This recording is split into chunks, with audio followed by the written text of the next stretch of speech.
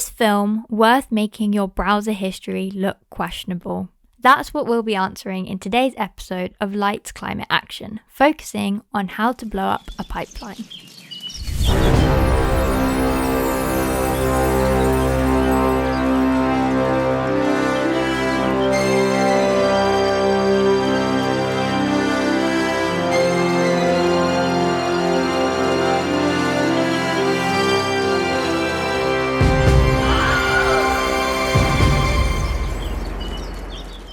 How to Blow Up a Pipeline is based on the non-fiction book by Andreas Malm, which makes the case for different forms of direct action in light of the climate crisis. We both read the book and recommend the book, but are yet to blow up a pipeline.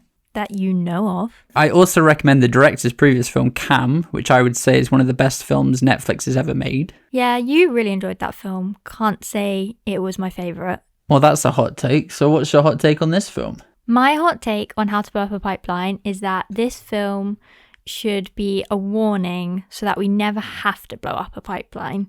We're seeing change happen through other means, and that will only continue to happen if we all step up. My hot take is that this film didn't warrant the 35 FBI warnings it was given. So for those who don't know, this film was issued 35 FBI warnings, saying that the film had potential to inspire threat actors to target oil and gas infrastructure with explosives. Similarly, the Bureau of Alcohol, Tobacco, Firearms and Explosives also issued an alert saying the consensus among law enforcement and the private oil sector is that the film may motivate attacks. I am not surprised that this is the case. It's just, that's a lot of warnings. Yeah, so I feel like the warnings are kind of, well, they are dumb for a few reasons. One, if people are going to just blow up a pipeline, there's more motivating factors to do that than just a film.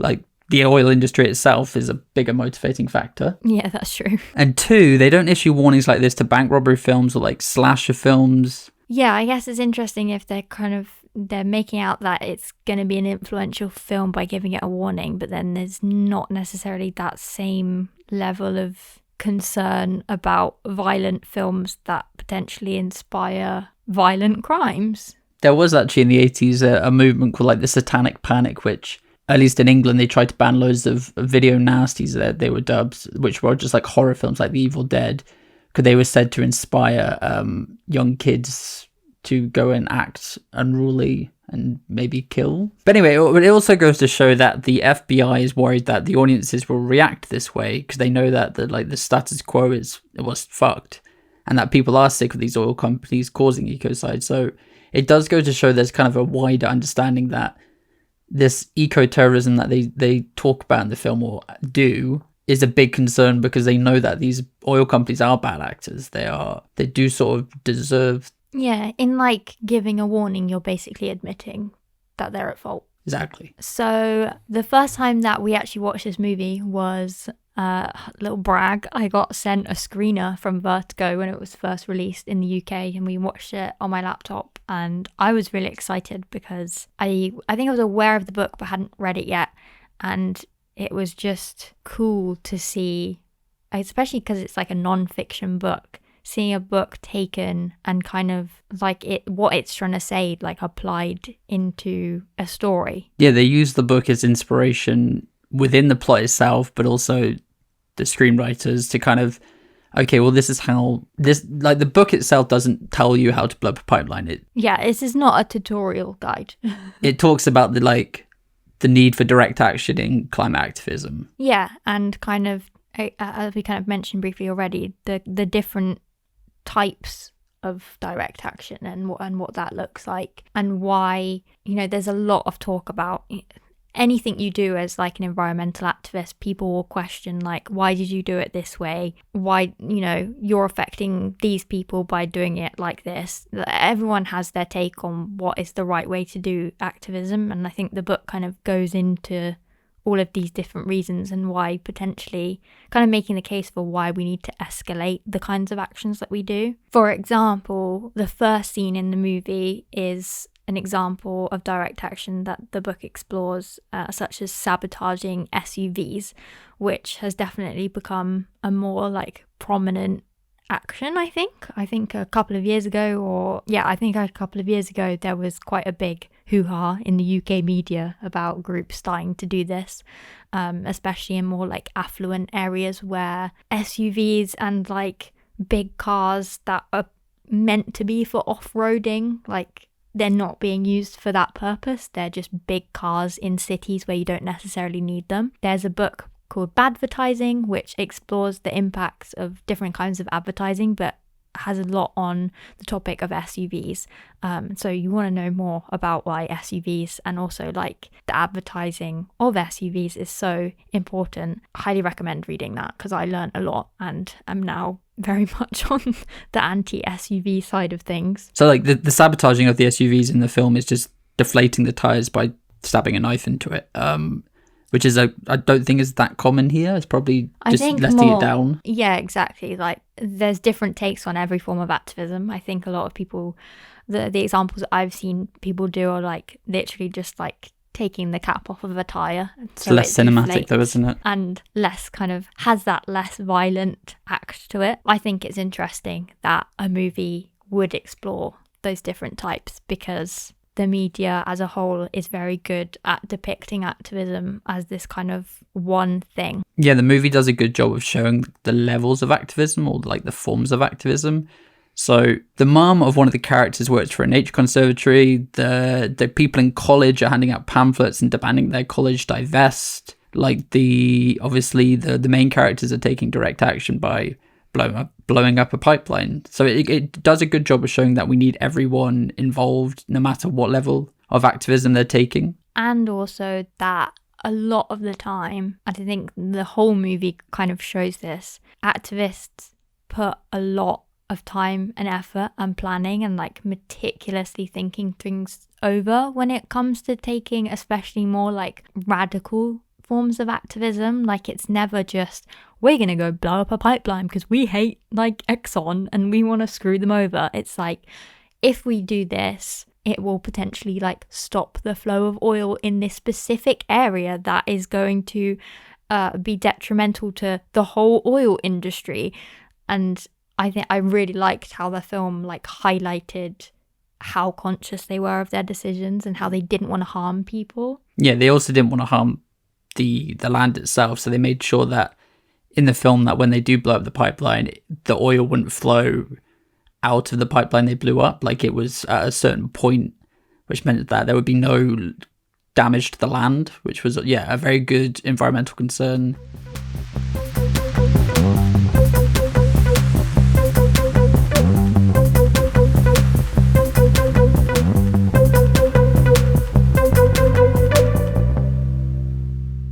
Yeah, so it does portray activism in a really real and raw way. I don't think many I've never actually seen a film deal with climate activism in this way before. Speaking of the activism, who's doing it? Because I think one of the most interesting parts of the movie is the exploration of each character's backstory and how we learn how they got to this point of deciding to blow up a pipeline. Yeah, it does a good job of showing there are many ways that people can become climate activists through maybe health reasons or feeling hopeless and fed up. Like, I'm sure we'll just talk about the characters now and what their motivations are, but it does a really good job of exploring them in a flashback scenario that really does help move the film along. Yeah, and I kind of forgot that because I remember when we were rewatching, I wrote down in my notes, I was like, how did they all meet? And then that question was answered. And I was like, oh yeah, that's like one of the main parts of the film is that we actually do get that answered and it makes a lot of sense. It takes narrative notes from like crime or heist films where we do kind of get this backstory to meet the characters like in the Ocean's movies. Oh my gosh, the Ocean's movies. I remember watching one of them when I was a kid with my dad and I don't know why, but whenever the Ocean movie comes up, I just get a pang of nostalgia. That's what happened for me just now. Yeah, it does feel like Steven Soderbergh would have made a movie like this in his past. Oh, still now. He makes pretty good movies still. Can we get an Ocean, like a new Ocean's movie where they do something like political? I think Ryan Gosling and Margot Robbie are in the next Ocean's movie. Intriguing. You love Ryan Gosling. But like it's a prequel, I want to say. It's set in the 60s. Anyway, that's completely off the point. So Sochi is kind of our lead character, Sochi and Sean meet in college, and they're both activists who kind of felt like what they were doing, organising at their college and kind of demanding divestment, was not really enough. I think it's implied for Sochi that she lost her mum to health reasons. Yeah. And then, yeah, Sean is kind of exploring what more he can do as kind of a young person and an activist. Michael feels hopeless and fed up that nature isn't being protected and his mum's conservancy wasn't doing enough. And Dwayne, he had already tried to stop a pipeline being built where he lived in Texas and was already like strongly against the oil industry because of how it kind of poisons the water and the air. And he also has the motivation of being a new father and raising a child in this kind of toxic environment.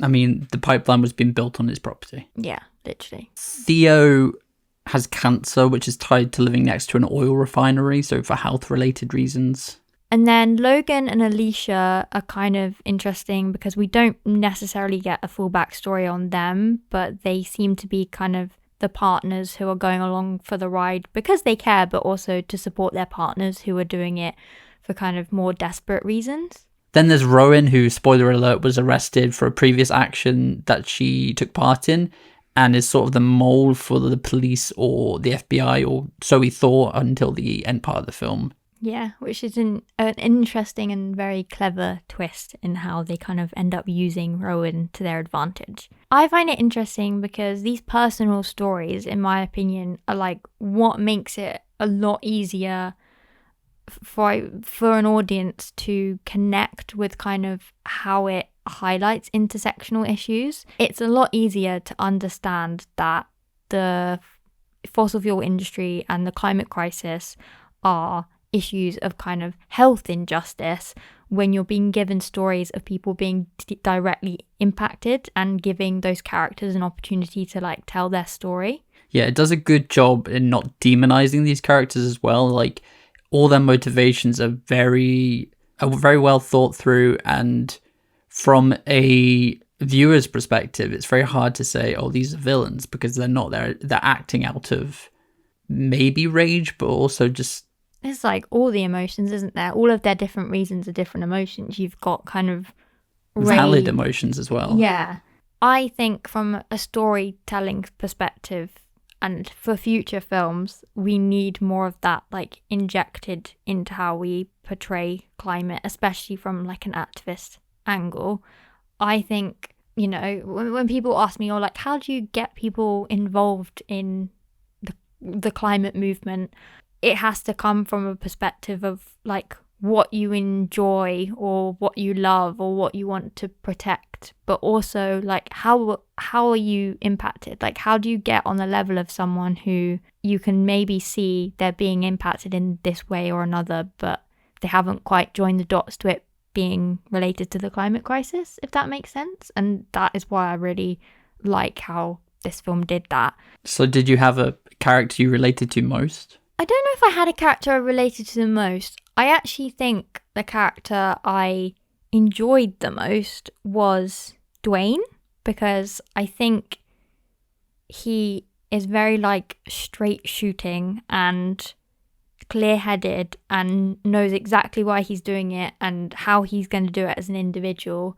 And I don't know, there was just something about like his confidence of it and how he stuck to his guns and everything that I found really interesting, and wasn't not a character I would relate to. I think I kind of related to at most maybe Sochi, and I could see her like anxiousness of like how everyone was responding to situations, and I can imagine that being me. I think also with Dwayne, it's an interesting character because it's not the typical activist you think of, especially within this film. There's 7 young activists, and then there's Dwayne, who is just a dad who's worried about his kid's future and wants to make sure that there's a livable world. And I think that's a really, again, to its credit of this film, it shows activism in many forms and many ages, and that is what activism is. There's lots of, it's not just young, angry people, there's people of all ages. Yeah, I also thought it was interesting that the one who looked most like an activist, you know, like wearing like an anarchist jacket or whatever, ended up being Rowan, who was the mole. who was your favorite character? As you said, I definitely enjoyed Dwayne's journey because it was the one that was most unexpected. But I think I relate to Sean the most. Like you said, it's the kind of like doom scrolling, feeling hopelessness and wanting to act but not sure how to act. I think that's something that I relate to quite a lot.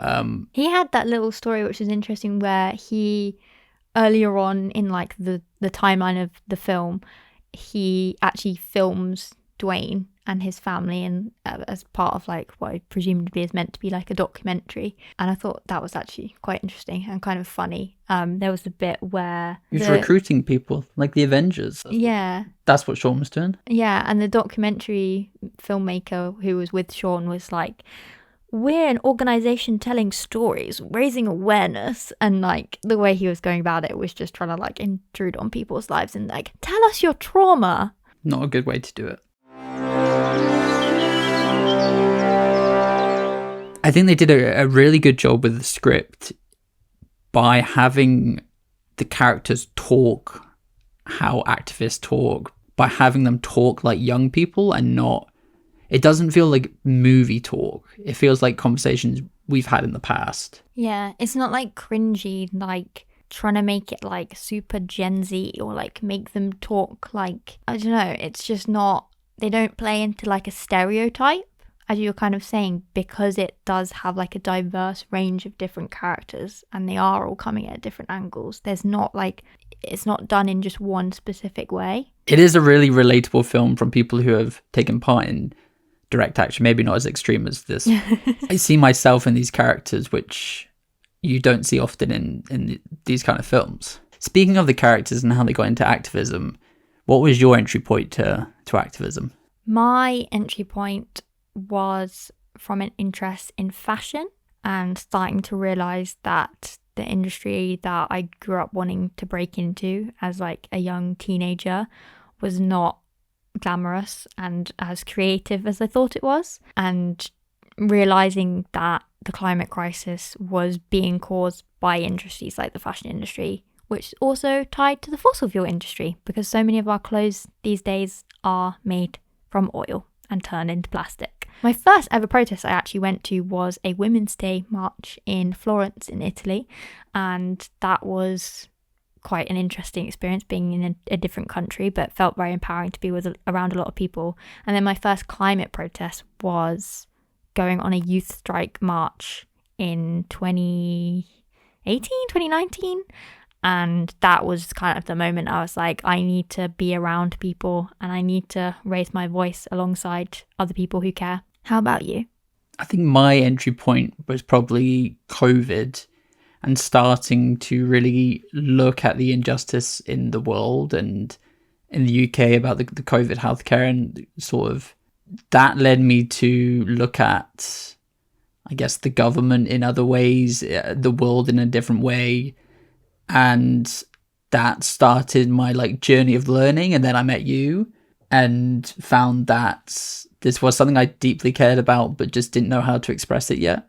And then I guess my first, I don't even know, when was my first? It might have been something quite local. It definitely would have been like an XR in our local area doing something. Yeah, we were also quite involved with the Kill the Bill movement, which was a fight in the UK against draconian protest laws that were being put into place and have since like massively changed the nature of direct action in the UK. So that was probably one of the first things we kind of did together. Okay, so going back to your hot take, why is this film a warning to not blow up pipelines? I think it's a warning because we have evidence of being able to stop oil and gas projects through other means. And it's never going to be like this quick solution of exploding a pipeline, but there's proof that we can come together using collective action to do it. The Keystone Pipeline, I think, is probably one of the main examples of this. It was originally proposed in 2005 and was finally brought to an end in 2021. Organisations like 350.org organised international protests in 2009, which were described by CNN as the most widespread day of political action in the planet's history. And there were so many varied protests and examples of direct actions over the years of stopping the Keystone Pipeline, from tree sit-ins to trespassing to people tying themselves to the White House. And then eventually in 2021, Joe Biden revoked the permit for the pipeline on his first day in office. And then later that year, the project was abandoned by its developer because obviously it was no longer feasible. I could go into the fact that now Trump is back in office. He has unfortunately since undone what Biden did. So there is a risk that it could come back. But I think that whole story is just an example of how we can't give up and we can stop these projects if we, come together and, as this movie kind of portrays in certain ways, like use our different roles and our different skills for good.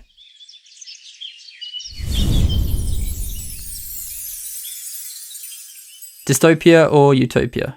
I'm really excited that this is the first film I can confidently say is a utopia.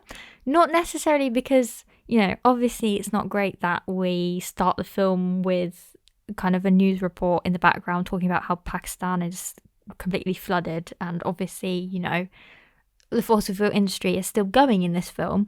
But it's a utopia because it's a film showing that people have taken control for how the system has harmed them. And we need more examples of that in order to show people that they have power. Yeah, I think it's also a utopia. Like, it's a film showing people actually caring and fighting for their future. We don't get many of them. And I wish more people had seen this film at the time, but hopefully because it's on Netflix, people are just clicking on it out of interest and maybe inspire them to take up some form of activism. Yeah, definitely. How scorching are we talking? I'm giving this an 85. I think it does a very good job of framing the film in like a bank heist crime thriller way, and it follows the conventions of that genre, but it does it to hook the audience. And it does so in a successful way that it delivers like a really powerful and urgent message that many films can't successfully do. So I think it's a very impressive film. I can't beat that review. I was actually going to go like a few degrees lower, but we're going to make it a nice even 85 degrees all the way around because it's a great film. And it's also like, I really like films which like feel like they're nice to watch, like have a good quality to them. It's because it was filmed with film. Yeah, it just felt good to watch as well. So yeah, it's a hot film in our books. Would you blow up a pipeline? Let us know by dropping us a comment or a reply on Instagram and Blue Sky. Our handles are in the description. Thank you so much again for listening to Lights Climate Action. Please remember to rate, review and subscribe in order to support us in making this possible. Bye.